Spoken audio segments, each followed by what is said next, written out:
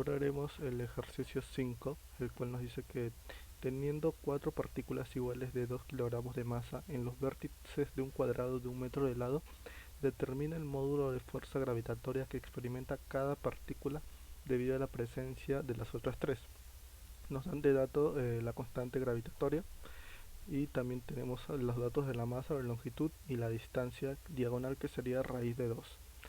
Ahora, imaginemos tener 4 partículas de 2 kilogramos cada una situadas en los vértices de un cuadrado de 1 metro de lado. Queremos saber qué fuerza total siente una de ellas debido a las otras 3. Entonces, las dos masas situadas en los dos lados tiran con una fuerza de magnitud 4G cada una al ser perpendiculares. Su resultante apuntaría hacia el centro del cuadrado con un valor de 4 raíz de 2G Entonces, la tercera masa está en el vértice opuesto a una distancia diagonal de raíz de 2 metros y su fuerza es menor de 2G, pero apunta a la misma dirección que el resultante anterior. Sumamos ambos módulos directamente, en donde saldría que F es igual a 4 raíz de 2 más 2. Esto nos da una expresión de aproximadamente 7.65 por G. Usando el valor de la constante gravitatoria, la fuerza neta final sería de 5 por 10 a la menos 10 newtons.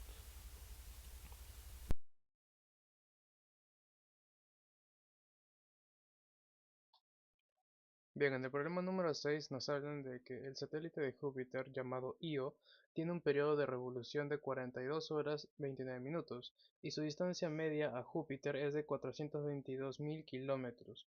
Nos preguntan cuál es la masa de Júpiter y nos dan la solución 1,9 por 10 a la 27 kilogramos, que es a lo que debemos llegar finalmente. Bien, entonces primero, para que Io, ¿no?, el satélite de Júpiter, se mantenga a esa distancia de Júpiter, ¿no? Porque recordemos que Io lo que hace es girar alrededor, por así decirlo, orbitar alrededor de Júpiter. Entonces la fuerza de atracción entre Júpiter y Io tiene que actuar como la fuerza centrípeta en este caso, ¿sí? Bien, entonces la fuerza de gravedad se calcula como la constante de gravitación por la masa de Júpiter, representada por la m mayúscula, por la masa de Io, representada por m minúscula, entre el radio al cuadrado, que sería justamente la distancia entre Júpiter e Io, ¿no? Y luego, bueno, aquí tenemos la fuerza centrípeta, que sería la masa por la velocidad tangencial al cuadrado, entre d, que sería finalmente la distancia que existe entre Júpiter e Io, ¿no? O sea, lo mismo que r. Bien, entonces, además sabemos que la velocidad es igual a la velocidad tangencial es igual a la velocidad angular por el radio. Pero la velocidad angular se puede escribir también como 2pi por la frecuencia o 2pi sobre el periodo, que es lo que finalmente se ha hecho aquí. Se ha hecho este despeje y se ha reemplazado en esta fórmula. Y bueno, como se ve, la masa de Io se cancela y justamente nos quedaría la masa de Júpiter, que es lo que queremos hallar. Despejando la masa de Júpiter nos quedaría que es igual a 4pi al cuadrado por la distancia entre Júpiter y Io al cubo entre la constante de gravitación por el periodo al cuadrado. Bien, entonces lo que he hecho aquí es simplemente dejarlo todo expresado en unidades del sistema internacional. La distancia entre Júpiter e Io lo hemos expresado como 4.22 por 10 a la 8 metros. El periodo aquí simplemente convertí de horas a segundos y de minutos a segundos, multiplicando para horas, de 3600 segundos entre una hora y de minutos a segundos por 60 segundos entre un minuto. ¿Sí? Solamente se ha convertido y hemos llegado a que el periodo es igual a 152.940 segundos. Ese es el periodo de Júpiter. Bueno, de Io respecto a Júpiter, ¿no? Orbitando alrededor de Júpiter. Y la constante de gravitación se sabe que es 6,67 por 10 a la menos 11 newton por metro cuadrado entre kilogramo al cuadrado. Bien, lo único que habría que hacer es finalmente reemplazar todos estos valores que tenemos aquí en la fórmula y apoyándonos de la calculadora nos da un resultado de que la masa es igual a 1,90 por 10 a la 27 kilogramos o 1,9 por 10 a la 27 kilogramos, que es justamente la solución que nos indica el problema, que es lo que debemos llegar. Bien, y con eso que resuelto el problema número 6. Muchas gracias por su atención.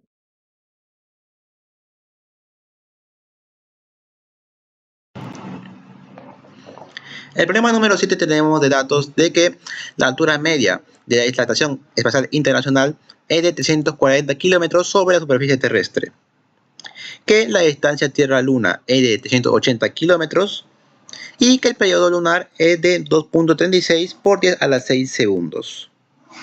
Como dato adicional tenemos que el radio de la Tierra es de 6.370 kilómetros. Primeramente tenemos que hallar lo que sería la distancia de esta Estación Espacial Internacional respecto a lo que sería la Tierra. Entonces lo único que hay que hacer es sumar el radio de la Tierra más la altura media de esta Estación Espacial Internacional, dándonos así que sea de 6.710 kilómetros. Y por último, lo único que hay que hacer es usar la tercera ley de Kepler. Periodo al cuadrado sobre la distancia al cubo es igual a una constante. En este caso vamos a hacer la comparativa entre esta Estación Espacial Internacional y la Luna. Como nos pide acá pues que cuánto tiempo tarda la Estación Espacial Internacional en dar una vuelta completa a la Tierra, nos piden en este caso el periodo de esta ISS. Todo estos datos ya tenemos anteriormente, así que simplemente sería reemplazar y al final nos sale de que es de 5.520 segundos. En este caso yo lo convertí a minutos, así que un aproximado de 92 minutos. En el ejercicio número 8 tenemos datos de que la distancia del satélite Io, el centro planetario, sería de 422.000 kilómetros, el cual tiene un periodo de revolución de 1.77 días. Con estos datos calcula a qué distancia se encuentra Europa, otra de sus lunas, si su periodo de revolución es de 3.55 días. Lo único que hay que hacer en este problema es usar la tercera ley de Kepler. Periodo al cuadrado sobre la distancia al cubo es igual a una constante. En este caso haremos una comparativa entre el satélite Io y Europa. Reemplazamos los valores correspondientes y al final nos sale que pues, la distancia de Europa sería de 671.144 kilómetros. En este caso lo pasa a una conversión de 6.71 por 10 a la 5 kilómetros.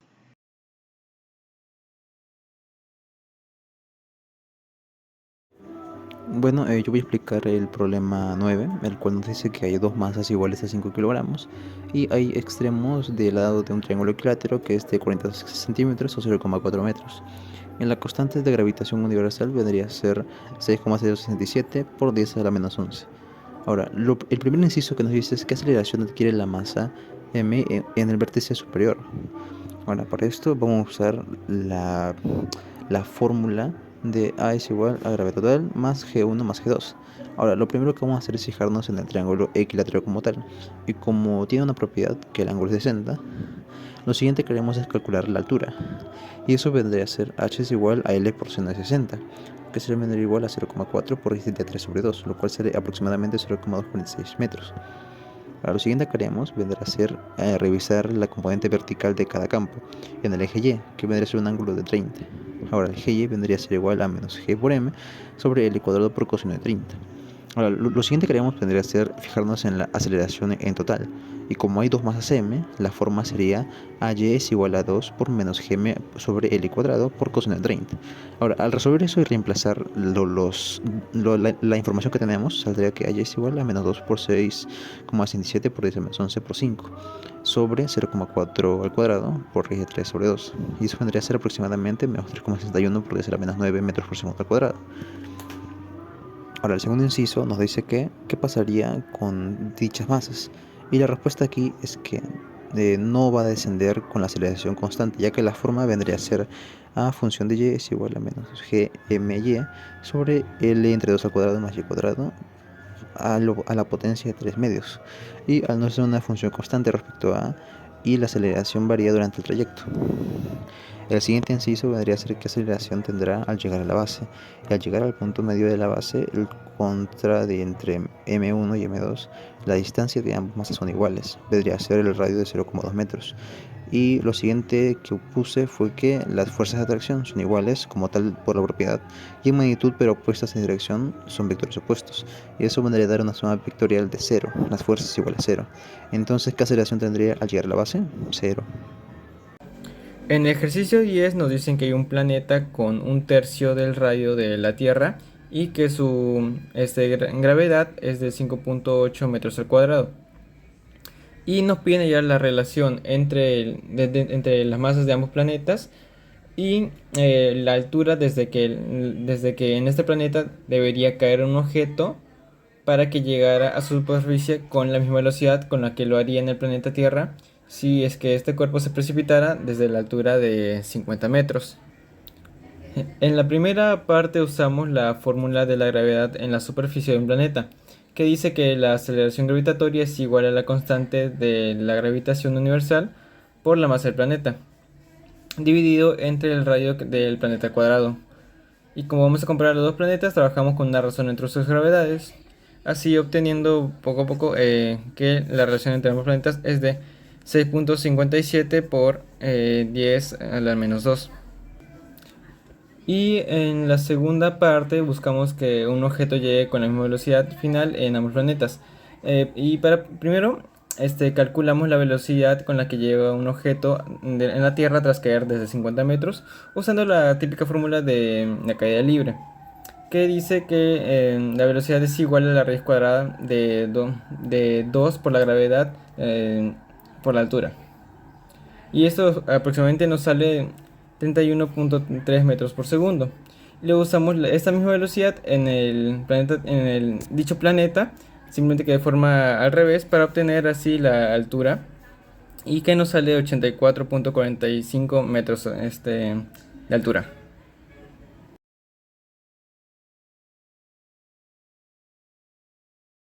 Buenas tardes, profesor y compañeros presentes. En esta ocasión voy a presentar los ejercicios de la práctica 14 que nos corresponde al grupo 4. Bueno, en esta ocasión soy el compañero García Ábalos Nicolás y me tocó hacer el ejercicio número 1, el cual dice a partir de los datos orbitales terrestres, T igual a 365 días y rotación sobre la Tierra es 1,46 por 10 a la 11 metros, determina cuánto tarda Júpiter en completar una órbita alrededor del Sol en segundos y años terrestres, sabiendo que su distancia al Sol es 7,78 por 10 a la 11 metros. Si comparamos dos planetas, en este caso la Tierra y Júpiter, la ley se escribe así, ¿no? Al cuadrado de Tierra, T es el periodo orbital y R radio de distancia al Sol, que es la siguiente fórmula de aquí, ¿ok? Bueno, ahora identificamos los datos, que el T de Tierra es 365 días, exactamente un año terrestre, y R de Tierra es 1,496 por 10 a la 11 metros. De Júpiter sería 7,78 por 10 a la 11 y el T de Júpiter es lo que nos pide ayer, ¿no? Bueno, ahora despejamos el periodo de Júpiter de nuestra fórmula, ¿no? Luego podemos agrupar los radios para que nos sea más fácil de resolver. Y reemplazamos con los datos y vemos como el 10 a la 11 se va a cancelar mágicamente. Miren, T al cuadrado de Júpiter es igual a 1 al cuadrado por 7,78 por 10 a la 11 sobre 1,496 por 10 a la 11 al cubo. Seguimos resolviendo esto y nos va a salir que T al cuadrado de Júpiter es 140,65. Aplicamos raíz cuadrada y nos sale que el T de Júpiter es 11,86 años terrestres. Y bueno, y al final nos pide que ya tenemos la respuesta en años terrestres y ahora nos pasa que lo pasamos a segundos, ¿no? Días de Júpiter es 11,86 años, por 365 días sobre el año es igual a 4.328,9 días. Por horas serían 103.893,6 horas y a segundos nos saldría 374.016.960 segundos. Bueno, la respuesta total sería que en años terrestres sería 11,86 años y en segundos 3,74 por 10 a la 8 segundos. Ahora le doy paso a mi compañero. Muchas gracias por el pase. Para el ejercicio número 2 nos dice, teniendo en cuenta que la masa de la Tierra es de 6 por 10 a la 24 kilogramos, que su distancia media del Sol es de 1.426 por 10 a las 11 metros y que su periodo orbital es de 365 días, determina el valor de su momento angular de traslación respecto del Sol, la velocidad areolar del movimiento de traslación terrestre expresando sus unidades, y a partir del valor anterior y dado por cierto que la distancia del Sol permanece invariable en el transcurso de un día, determinar qué distancia recorre la Tierra en un día durante su movimiento orbital, y compararlo con el que se obtendría al dividir la longitud orbital entre los 365 días. Entonces comencemos hallando el movimiento angular de traslación. Por la fórmula, para una órbita circular sería el producto de la masa, la velocidad lineal y el radio. Entonces vamos a reemplazar lo que es velocidad por 2pi radio entre periodo. Entonces reemplazando los valores nos quedaría 2pi por 6 por 10 a la 24 por 1.426 por 10 a las 11. Y como son dos radios, pues sería radio al cuadrado. Y todo eso entre 365 días, pero en segundos, que sería 31.536.000. Y pues operando nos quedaría 2.675 por 10 a la 40 kilogramos metros al cuadrado sobre segundo. Ahora, como punto 2 nos dice que tenemos que hallar la velocidad areolar. Entonces, la fórmula sería utilizando el anterior, que sería el momento angular, entre 2 por masa. Y eso pues sería, usando el valor anterior, sería 2.675 por 10 a la 40 entre 2 y la masa, que sería 6 por 10 a la, a la 24. Y eso nos daría como resultado 2.23 por 10 a la 15 metros al cuadrado sobre segundo. Finalmente, para el punto número 3, nos pide la distancia a partir de la distancia de un día y compararla. Entonces, vamos a hallar primero la distancia a partir de la velocidad areolar, que primero hallando el área total, sería la velocidad areolar por el tiempo, que sería 2.23 por 10 a la 15 por el tiempo, que sería 86.400 segundos. Y eso pues nos daría un valor de 1.926 por 10 a la 20 metros cuadrados. Ahora, vamos a hacer una comparativa con la distancia recorrida y pues la magnitud en comparación. Pues si lo comparamos, la distancia de un día junto con la órbita total, pues sería tan minúscula tan masiva la comparación, que pues podríamos aproximarlo al área de un triángulo. Entonces, si lo aproximásemos al área de un triángulo que es base por altura entre dos, pues en este caso sería a distancia por radio entre 2.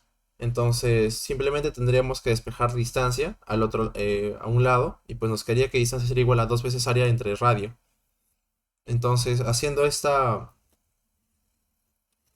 aplicando esto y reemplazando los valores, nos quedaría 2 por 1.926 por 10 a la 20 entre 1.426 por 10 a las 11, a la 11.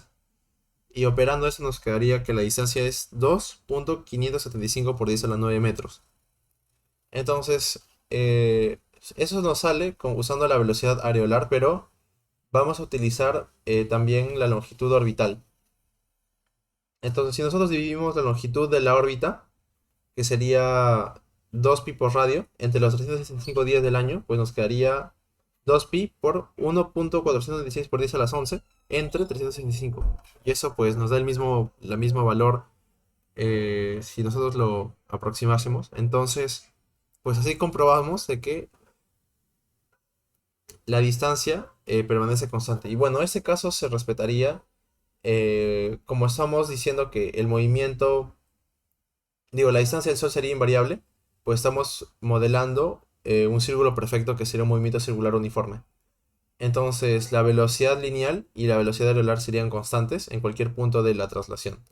Entonces, todo ese resultado se llega a concluir debido a que hemos hecho una excepción de un movimiento perfecto. Y eso sería la resolución de la ejercicio número 2.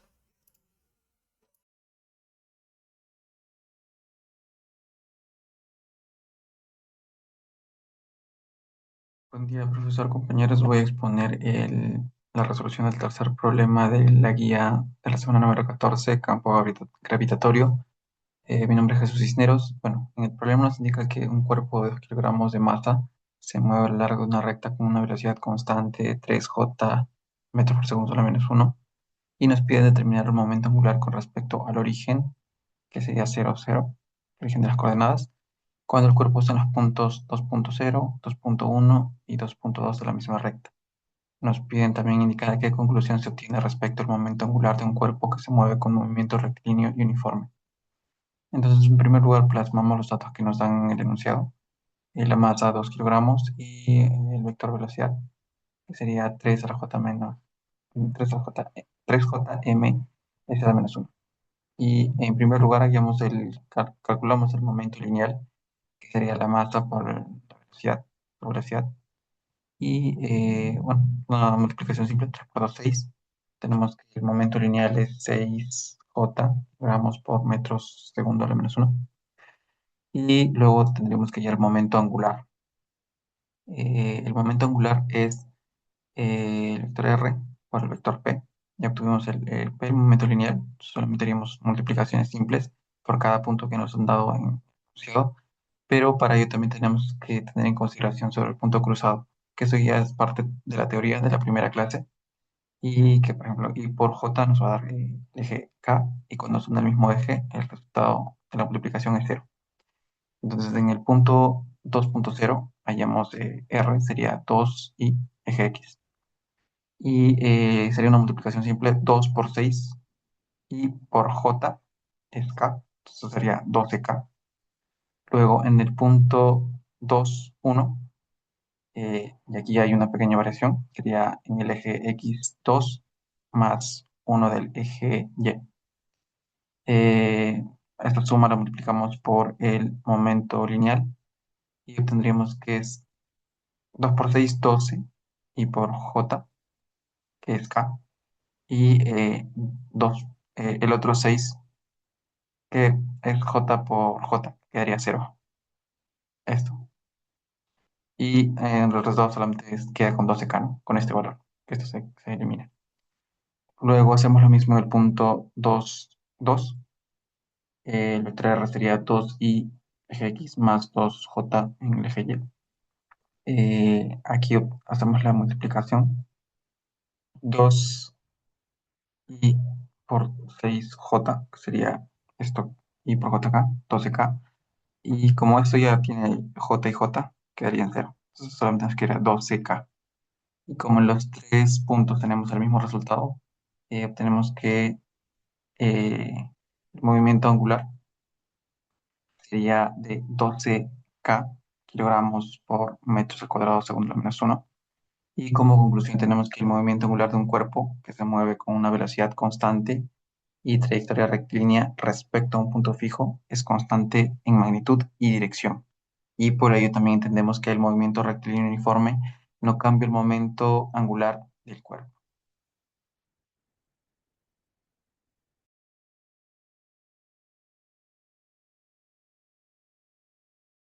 Bueno, vamos a ver a resolver el problema 1 del campo gravitatorio. Nos dice, bueno, nos dan el tiempo por órbita terrestre, que es 365 días. Nos dan el radio entre el Sol y la Tierra. Nos piden hallar la cantidad de años y segundos en que demora dar una órbita alrededor del Sol, ¿no? Esta es la incógnita, y nos dan el radio del Sol a Júpiter. Bueno, aquí usamos la ley de Kepler, que nos dice que el periodo por órbita al cuadrado es igual a K por el radio al cubo, ¿no? Este K va a ser una constante universal, ¿no? Se va a cumplir para todos los planetas. Entonces, si despejamos la constante, nos va a quedar esta relación. Entonces podemos, como la constante va a ser igual para todos los planetas, podemos igualar la relación entre esa división que es para la Tierra, ¿no? Entre el radio del Sol y la Tierra, y para Júpiter, que es la incógnita, entre el radio del Sol y Júpiter, ¿no? No, para más, como ya lo he puesto así, y ya pues he despejado el periodo por orbital de Júpiter. Y reemplazando me da esto, pero este es en años. Ahí me piden también, me piden en años y en segundos. Para pasar los segundos solamente multiplicas por 365 días, que son la cantidad de días que hay en un año. De ahí los 24 horas que hay en un día. De ahí la cantidad de minutos, ¿no? Que son 60, de ahí 60 segundos, y va a salir 3,74 por 10 a los 8 segundos. Luego vamos a responder la pregunta 4, que nos dicen que determinemos el valor requerida para mantener a la Luna en su órbita. ¿Qué aceleración comunica dicha fuerza y en cada uno de los cuerpos? Nos dan la masa de la Tierra, la masa de la Luna, la distancia entre estos dos, y también la gravedad. Entonces, esta fuerza, esta es la fórmula de fuerza entre los cuerpos. Va a ser la misma fuerza entre los dos cuerpos, de la fuerza de atracción. Entonces vamos a reemplazar y nos va a salir esto, que es la primera pregunta que nos dan. 1,5 por 10 a la 20 newtons. Y en la B nos dicen hallar la la aceleración en cada uno, ¿no? Entonces, bueno, sabemos que la aceleración se puede hallar así, pero esta fuerza, como es de los dos cuerpos, entonces va a ser la misma para ambas y solamente vamos a cambiar la masa, ¿no? Aquí vamos a obtener la masa de la Tierra y nos va a salir la aceleración, que es 3,25 por 10 a la menos 5 metros por segundo al cuadrado. Y igualmente para la Luna, ¿no? La aceleración de la Luna es igual a la fuerza, que es para ambas, por la masa de la Luna. Entonces, reemplazando, nos va a salir 2,7 por 10 a la menos 3 metros por segundo al cuadrado.